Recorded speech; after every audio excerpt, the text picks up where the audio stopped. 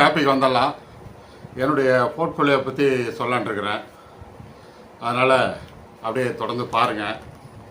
எதுவுமே வீடியோ கொஞ்சம் ஸ்கிப் பண்ணாமல் பாருங்கள். அப்போ தான் எல்லாம் ஃபுல் டீட்டெயில்ஸ் தெரியும். நான் 19/4/2021 ஆக்சிஸ் ப்ளூ சிப் ஃபண்டில் 40,000 போட்டிருந்தேன். இப்போ அதனுடைய இது 57,300 கிடச்சிருக்கு. இது 43.7% ஓவராலாக. ஆனால் வருஷம் பார்த்தீங்கன்னா 14.5%. அதுக்கடுத்தது axis flexi gap growth fund. அதில் 23/8/2021 போட்டிருக்கேன். 50,000 போட்டிருக்கேன். 77,500 கிடச்சிருக்கு. அது 55% ஓவராலாக. மாதம் பார்த்தீங்கன்னா 15% கிடச்சிருக்கு. அதுக்கடுத்தது ஆக்சிஸ் க்ரோத் ஆப்பர்ச்சுனிட்டிஸ் ஃபண்டு, அது க்ரோத்து. அது 23/8/2021 போட்டிருக்கேன். 1,50,000 போட்டிருக்கேன். அதனுடைய அமௌண்ட் இப்போ மெச்சூரிட்டி அமௌண்ட்டு 2,33,000. இது ஓவரால் பார்த்தீங்கன்னா 56% இன்ட்ரெஸ்ட் வருது. வருஷம் பார்த்தீங்கன்னா 21.90% வருது. அப்புறம் மிஸ்ஸா அசட் மிட்காப் குரோத் ஃபண்டு. இதில் 1,00,000 போட்டிருக்கேன். 19/7/2021. இது 1,57,000 இப்போ வந்திருக்கு. 53.10% ஓவராலாக கிடச்சிருக்கு. வருஷம் பார்த்தீங்கன்னா 21% கிடச்சிருக்கு. இது ரெண்டுமே மிட் கேப்பு. அதுக்கடுத்து ஸ்மால் கேப் நிப்பான் India small cap fund growth. அது 23/5/2021 போட்டிருக்கேன். இது 1,42,000. அதாவது நான் போட்டது 63,000. இது 1,43,043 கிடச்சிருக்கு. இது 123% கிடச்சிருக்குது 3 வருஷத்தில். இது ஓவரால் பார்த்தீங்கன்னா வருஷம் 32% கிடச்சிருக்கு. இதை பற்றி தான் ஏற்கனவே உங்களுக்கு சொல்லியிருக்கேன்.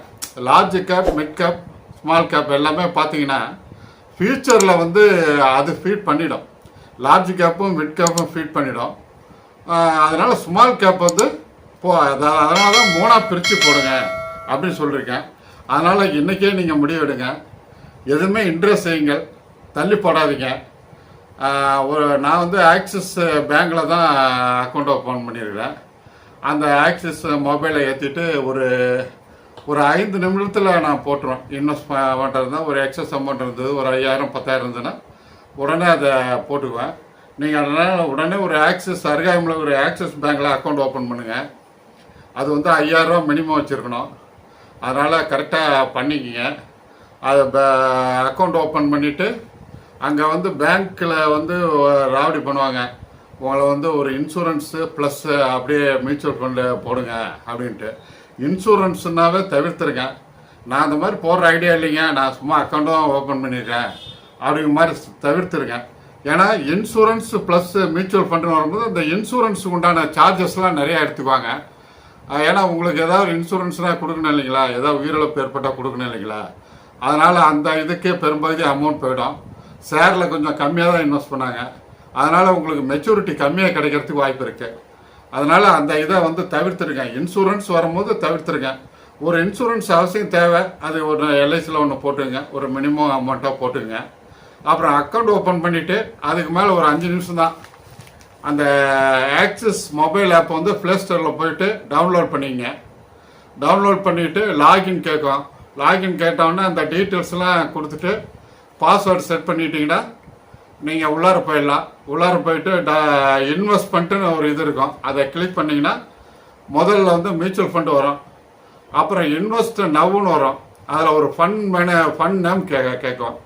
அது நீங்கள் சர்ச் பண்ணிட்டு தான் ஏற்கனவே நல்ல ரிட்டர்ன் கொடுத்த small cap mid cap large cap எல்லாம் உங்களுக்கு சொல்லியிருக்கிறேன். அதில் ஒன்று நல்லதாக செலக்ட் பண்ணிங்க, ஒரு 3ஆக பிரித்து போடுங்க. ஏன்னா நீங்கள் தான் கன்சிடர் பண்ணணும். அதை உங்கள் எதிர்காலத்துக்கு நீங்கள் தான் கன்சிடர் பண்ணணும். இப்போ யூடியூப்பில் கூகுளில் எங்கே வேணாலும் நீங்கள் சர்ச் பண்ணி போகலாம். ஏகப்பட்ட இப்போ நவீன முறையில் இப்போ உலகம் ரொம்ப ஸ்பீடாக போயிட்டுருக்குது. அங்கே டேட்டாஸ்லாம் நாங்களாம் எடுக்கிறதுக்கெலாம் ரொம்ப கஷ்டப்படுவோம். அப்போல்லாம் இப்போ அந்த டேட்டாஸ் எடுக்கிறதுலாம் ரொம்ப ஈஸி. மணி கண்ட்ரோலு, கூகுளு, யூடியூப்லேயும் நிறைய சர்ச் பண்ணலாம். என்னென்ன ஃபண்டுங்க அதிக லாபம் கொடுத்துருக்கு அப்படிங்கிற மாதிரி நம்ம பார்த்துக்கலாம். அதை பார்த்துட்டு நீங்கள் ஒரு கன்சிடர் பண்ணி நல்ல முடிவு எடுங்க. அப்புறம் அந்த இதுக்கு போயிட்டீங்கன்னா IDCWன்னு வரும். அது என்னென்னா க்ரோத்தில் தான் போகணும், IDCWவில் போடக்கூடாது. ஏன்னா அது வந்து டிவிடெண்ட் கொடுக்கறது. உங்களுக்கு டிவிடெண்ட் வரும்போதெல்லாம் உங்கள் அக்கௌண்ட்டுக்கு வரும். அதனால் அது இல்லாமல் நீங்கள் க்ரோத்தில் போட்டிங்கன்னா அந்த டிவிடெண்ட்டையும் சேர்த்து அவங்களே இன்வெஸ்ட் பண்ணிக்காங்க. அதனால் IDCW வேணாம். அப்புறம் நீங்கள் அந்த உள்ளார போனோன்னே 1 இயரா 3 இயரா 5 இயரான்னு கேட்கும் டைமு. அதை வந்து SIPயா லம்சமான்னு கேட்கும். அதையும் பண்ணிங்க. ஹவு லாங்கிறதையும் கிளிக் பண்ணிங்க. அதுக்கடுத்து ஒரு சின்ன கட்டம் ஒன்று இருக்கும், அந்த கண்டிஷன்லாம் உடன்படுறது, அதை டிக் கொடுத்தீங்கன்னா அதுக்கடுத்து நாமினி வேணுமா வேணாமான்னு கேட்கும். அந்த நாமினி வந்து கொடுத்துங்க. நாமினி நேமு, அவங்க என்ன உறவு, அவங்க டேட் ஆஃப் பர்த்து, இதெல்லாம் கொடுத்தோன்னே கன்ஃபர்மேஷன் டீட்டெயில்ஸ்னு அதை கிளிக் பண்ணிங்கன்னா நேராக நீங்கள் உள்ளார போனோன்னா அக்கௌண்ட் நம்பர் அதுதான் ஏற்கனவே அதிலே டைப் ஆகியிருக்கும். அப்புறம் நீங்கள் சைன் கொடுத்தீங்கன்னா உடனே OTP வரும். OTP வந்தோடனே அந்த 6 டிஜிட்டில் இருக்கும், அதை போட்டுட்டிங்கன்னா உடனே சக்ஸஸ்ஃபுல் ஆகிடும். உங்கள் உடனே ஒரு இன்வெஸ்ட்மெண்ட்டு போய் சேர்ந்துடும். அக்கௌண்ட்டில் வந்து அந்த பணத்தை எடுத்துருவாங்க. உடனே நீங்கள் அந்த 3ஆவது நாளில் உங்களுக்கு போர்ட்ஃபோலியோ வந்துடும். நீங்கள் எவ்வளோ NAV பண்ணியிருக்கீங்க, NAV உங்களுக்கு எவ்வளோ யூனிட் கிடச்சிருக்கு, இப்போ ப்ரெசன்ட் NAVன்னா யூனிட்ஸ் இன்ட்டு NAV, அதுதான் வந்து நீங்கள் டோட்டல் அமௌண்ட்டு. அதனால் மார்க்கெட்டு என்னென்னா SIPயில் போடும்போது மார்க்கெட்டு இறங்கும் போதும் வாங்கிக்கும், ஏறும் போதும் வாங்கிக்கும். அதனால் ஒரு நல்ல ப்ளஸ் பாயிண்ட்டு. இப்போ என் மருமக பார்த்தீங்கன்னா ICICIயில் தான் அக்கௌண்ட் ஓப்பன் இருக்குது. அவங்களும் அந்த ICICIலேயே அவங்களும் போட்டுக்கிறாங்க. அந்த ஆப்பை இறக்கிட்டாங்கன்னா அவங்க எந்த ஃபண்டு வேணாலும் நான் சொல்லி கொடுத்துட்டேன். அது எந்த ஃபண்டு வேணாலும் பணம் மிச்சமாக இருக்கும்போது அப்படியே போட்டு செலக்ட் பண்ணி இன்வெஸ்ட் பண்ணிக்கிறாங்க. அது மாதிரி எல்லா ICICI பேங்க்லேயும் இருக்குது.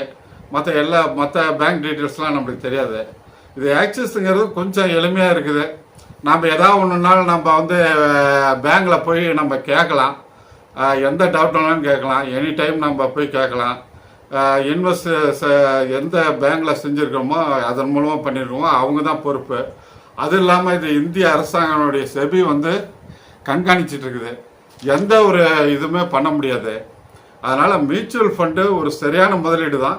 ஆனால் மார்க்கெட்டினுடைய ஏற்ற இறக்கங்களின் அபாயங்களுக்கு உட்பட்டது அப்படின்னு ஒரு வேர்டு கொடுப்பான். அதை வச்சு நீங்கள் பயந்துக்கணும். ஏன்னா மார்க்கெட்டு இறங்கும் போது கொரோனா பீரியட்லாம் மார்க்கெட் ஃபுல்லாக இறங்கிடுச்சு. அப்போல்லாம் பார்த்தீங்கன்னா ஃபுல்லாகவே டவுன் ஆகிருக்கும். என்ன மியூச்சுவல் ஃபண்டெல்லாம் ஜீரோ ஆகாது. ஆனால் இதிலெல்லாம் பார்த்தீங்கன்னா நம்ம பர்சன்டேஜ் கொஞ்சம் ஷேரெல்லாம் பார்த்தீங்கன்னா தலைகளாக மாறி போயிடும். அதனால் நீங்கள் வந்து மியூச்சுவல் ஃபண்டு சரியான முதலீடு. நம்மளுக்கு எந்த ரிஸ்க்கும் இல்லை. அதை வந்து ஃபண்டு மேனேஜர் பார்த்துக்கிறாரு. நாம் வந்து ஒன்லி ஃபண்டை செலக்ட் பண்ணி கிளிக் பண்ணுறதோடு சரி. நான் பாட்டுக்கு நம்ம வேலையை பார்த்துட்டே இருக்கலாம். பணம் பாட்டுக்கும் நம்ம ஒரு முன்ன சொன்ன மாதிரி ஒரு 15 வருஷம் 15% 15,000 மாதம் போட்டு வந்தீங்கன்னா 1 கோடி வந்துடுறீங்க. 1 கோடி ரீச் ஆனவுடனே என்ன ஆகுது, அந்த பணம் வந்து மல்டிபிள் ஆகுது. அது வந்து தூங்காது. பணம் உங்களுக்கோசரம் உழைச்சிக்கிட்டே இருக்கும். உழைக்க நீங்கள் வந்து சீக்கிரம் செல்வதன் ஆகிடுவீங்க. அதே மாதிரி இந்த ஆப்பில் நீங்கள் இறக்கிட்டோன்னா இந்த 3ஆவது நாள்லேருந்து எவ்வளோ ஏறி இருக்குது, உங்களுடைய அமௌண்ட் எவ்வளோ இருக்குது அப்படிங்கிற ஃபுல் டீட்டெயில்ஸை நீங்களே பார்த்துக்கலாம். ஒவ்வொன்றும் ஒரு முதலீடு உங்களுக்கு இருந்தாவே ஒரு தெம்பு வந்துடும். நம்மளுக்கு இத்தனை லட்சம் இருக்குது அப்படிங்கிற மாதிரி ஒரு தெம்பு வந்துடும். அது வந்து அந்த சிந்தனை வந்து உங்களை மேலும் மேலும் பணக்காரர் வைக்கணும். அதனால் எல்லாமே வந்து நம்ம எண்ணங்களை வலிமைப்படுத்துறது தான். அந்த ஸ்லோகம் மூலமாக நான் சொல்லியிருந்தேங்களா, அந்த ஸ்லோகத்தை சொல்லிட்டா போதும். அதெல்லாம் நான் ஒரு 100 புக்கு பக்கமாக பாருங்கள். லைப்ரரியில் ஒரு 200-300 புக்கு படிச்சிருப்பேன். ஒவ்வொன்றையும் 50 தடவை 100 தடவை படிச்சிருப்பேன். எல்லாமே இதை தான் சொல்லுது. ஒரு ஸ்லோகங்களாக ஃபார்ம் பண்ணுங்கள், அந்த ஆள் மனசில் பதிவு வைங்க. அது பிரபஞ்சத்தில் போய் சேருது. பிரபஞ்சம் நம்மளுக்கு எல்லா சூழ்நிலையும் உருவாக்கி கொடுக்குது. அப்படிங்கிறது தான் வெற்றி. இந்த வெற்றியினுடைய ரகசியத்தெல்லாம் வந்து சொல்லிட்டேன். ஏற்கனவே நான் போட்ட வீடியோ எல்லாமே பாருங்கள். டைம் இருக்கும்போது பாருங்கள். உங்களுக்கு இந்த வீடியோவெலாம் நீங்கள் பார்த்து முடிச்சிட்டிங்கனாவே அடுத்த கணமே நீங்கள் வந்து சிந்திக்க ஆரம்பிச்சிருங்க. கண்டிப்பாக உங்களுடைய சூழ்நிலையெல்லாம் மாறும். இன்னையிலேருந்து உங்களுடைய வாழ்க்கையெல்லாம் பொற்காலம் தான். அதனால் இதை பிடிச்சிருந்தா சப்ஸ்கிரைப் பண்ணுங்கள், ஃப்ரெண்ட்ஸ் அண்ட் ரிலேட்டிவ்ஸை ஷேர் பண்ணுங்கள். அடுத்த காணொலியில் நம்ம சுவாரஸ்யமான விஷயங்களை விவாதிப்போம். நன்றி, வணக்கம்.